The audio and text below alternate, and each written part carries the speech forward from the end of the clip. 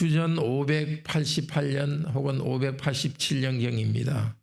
시드기야 왕이 된 데 10년째입니다. 바벨론 군대가 예루살렘을 포위하고 있을 때입니다. 하나님 말씀이 예레미야에게 왔습니다. 이 성이 마지막으로 파괴되고 함락될 날, 그날보다 1년 전 일입니다. 시드기야 왕은 예레미야에게 네가 어찌 이같이 예언하였느냐 하면서 예레미야를 시위대 감옥에 가두어 버렸습니다. 예레미야가 예언한 것은 바로 시드기야 당신이 바벨론 왕에게 넘겨질 것이라고 말했습니다. 그때 바벨론이 예루살렘 성을 포위하고 있을 때였습니다. 이 성이 반드시 무너지고 당신 시드기야 왕은 바벨론 왕 느부갓네살에게 굴복할 것이라고 말했습니다. 하나님의 예언을 했는데도 왕은 자기가 듣기 싫은 예언이라 하면서 감옥에 가둬버렸습니다. 우리들도 그런 일이 있을 수 있습니다. 하나님의 말씀을 그대로 전할 때, 가두전도할 때 우리도 느낍니다마는 거리에서 사람들에게 복음을 담은 종이를 나눠주면 손을 치고 가는 사람도 있고 경멸하며 나아가는 사람도 있습니다. 그럼에도 불구하고 우리는 진리는 말해야 됩니다.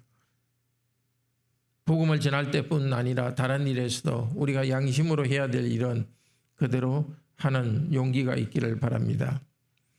그런데 수감 중에 갇혀있는 중에 여호와의 말씀이 예레미야에게 왔습니다. 너의 사촌이 올 것이다. 예레미야의 삼촌 살룸의 아들입니다. 너에게 이렇게 말할 것이다. 기업을 무르기 위해서 땅을 살 수 있는 권한이 당신에게 있습니다. 고향 아나돗에 있는 우리 땅을 사십시오라고 말할 것이라고 합니다. 기업을 무른다는 것은 이런 배경에 있습니다. 하나님께서는 가나안 땅을 각 가문별로 나누어 주었습니다. 그런데 어떤 가정이 문제가 있어서 토지를 팔면은 그 가문에 있는 다른 사람이 그 토지를 다시 사서 가지고 오도록 했습니다. 그것이 무르는 제도입니다. 땅을 무르는 제도입니다. 그런데 예레미야의 사촌 그 집에 예레미야가 가장 가까운 친척이기 때문에 땅을 사라고, 우리가 문제가 있어서 땅을 팔아야 될 상황이 되었으니까 당신이 땅을 사라고 말할 것이라고 하면서 올 것이라고 말했습니다. 과연 그 하나님께서 말씀하신 대로 예레미야의 사촌이 왔고, 예레미야는 말씀에 순종해서 시위대 뜰에서 은 17세겔을 주고 땅을 샀습니다. 우리 가정기도문에 좀 오자가 있는데 17세겔인데 70세겔로 잘못 적혀 있습니다. 그것은 수정하시기 바랍니다. 매매를 위해서 공식적인 정인도 세웠고 그것에 서명했습니다. 하나님께서 말씀하십니다.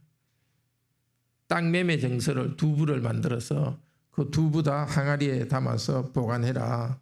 사람들이 이 땅에서 칡과 포도원을 사게 되리라고 말씀하셨습니다. 예레미야가 갇혀 있는 것은 하나님의 백성이 바벨론 포로로 갈 것에 대한 하나의 상징입니다. 예레미야가 이 땅을 사는 것은 앞으로 이 땅이 바벨론에 의해서 점령되게 되겠지만은 70년 후에는 하나님의 백성이 이 땅을 다시 사게 될 것이라는 그 상징이 됩니다. 예레미야는 그 땅을 사야 될 이유를 알지 못했지만은 하나님 말씀에 일단 순종한 다음에 16절부터 하나님께 질문을 합니다. 우리도 하나님께서 명하시는 일은 이해가 되지 않더라도 우선은 순종하고 하나님께 질문할 수 있기를 바랍니다. 예레미야가 하나님께 탄식 기도하는 것이 16절에서 25절입니다. 먼저 찬양으로 시작합니다.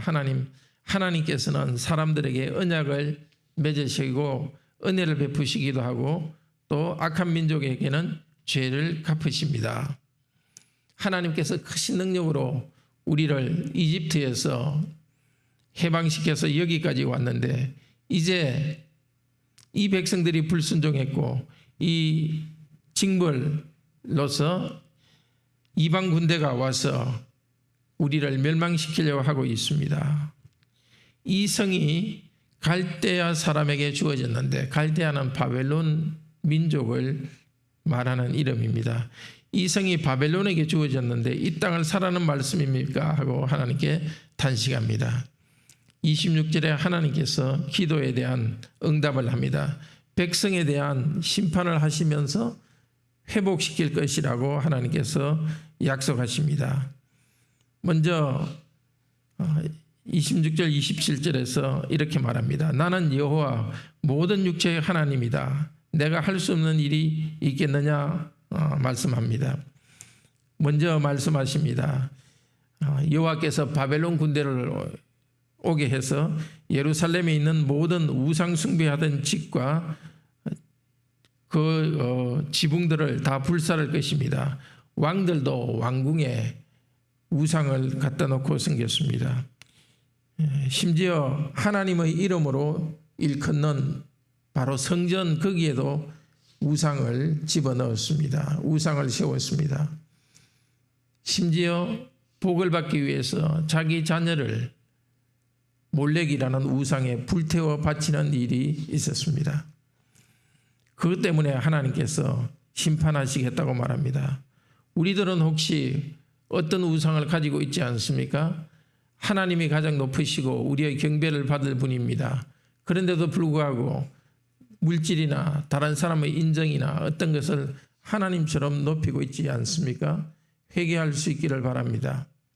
하나님께서는 심판하겠다 하시면서 36절부터는 말합니다. 내가 이 백성을 포로로 잡혀가게 할 것이지만 그들을 다시 돌아오게 하겠다고 말씀하십니다.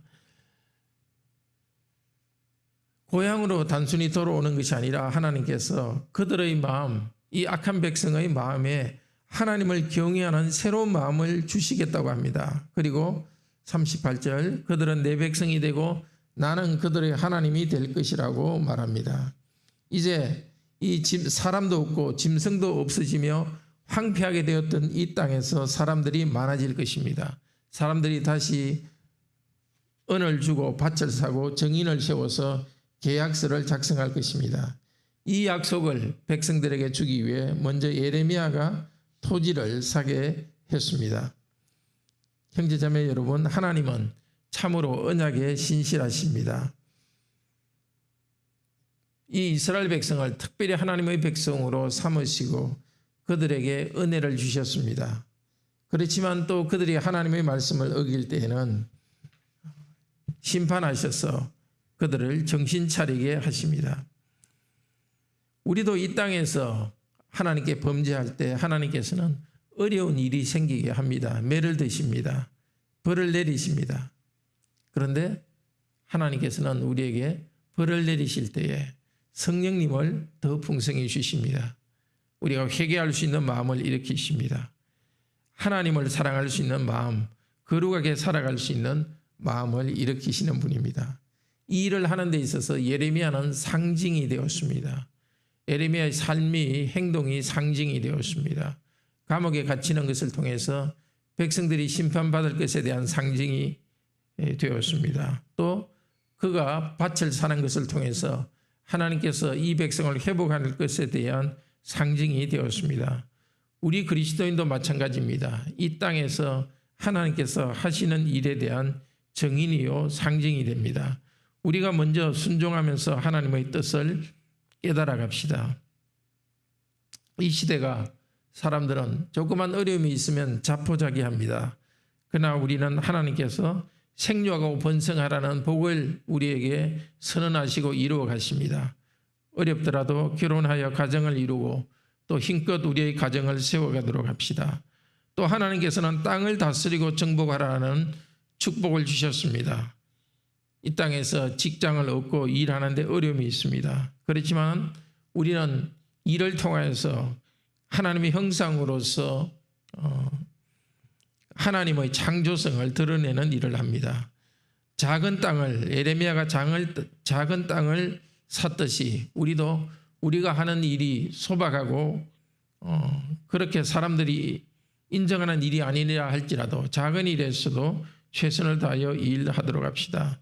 무엇보다도 하나님께서는 죄인들을 사랑하셔서 사람이 되셨고 지금도 성찬의 은혜를 우리에게 지난주에도 주셨습니다. 그리스도께서는 영으로 우리와 임재하시면서 우리에게 새로운 마음을 일으켰습니다. 먹고 마시는 우리와 함께 먹고 마시는 예수 그리스도의 임재를 바라봅시다. 가정을 세우고 직장에서 우리가 맡은 직분을 다하도록 합시다. 그러나 가장 중요한 것은 예배입니다. 항상 기뻐하고 쉬지 말고 기도하고 범사에 감사하는 예배하는 자세로 이 땅을 살아갑시다. 그리고 주일마다 신실하게 예배를 드리면서 우리 마음이 새롭게 되기를 바랍니다. 예배하는 데서 성공할 때에 우리의 가정생활이나 직장생활이 성공할 수 있습니다. 하나님을 영화롭게 하는 또 하나님을 즐거워하려는 열망 때문에 우리는 가정과 직장을 세울 수 있습니다. 이 시대의 희망의 상징입니다. 우리들이 예레미야가 감옥에 갇히는 것 그리고 작은 땅을 사는 것 그것들이 시대에 대한 메시지가 되었습니다. 우리들도 어려운 가운데서도 가정을 세우고 직장에서 성실히 일하는 그 삶을 살아가는 것이 우리 시대 믿지 않는 자들에 대한 참된 증거가 됩니다. 함께 기도합시다. 자비로우신 하나님,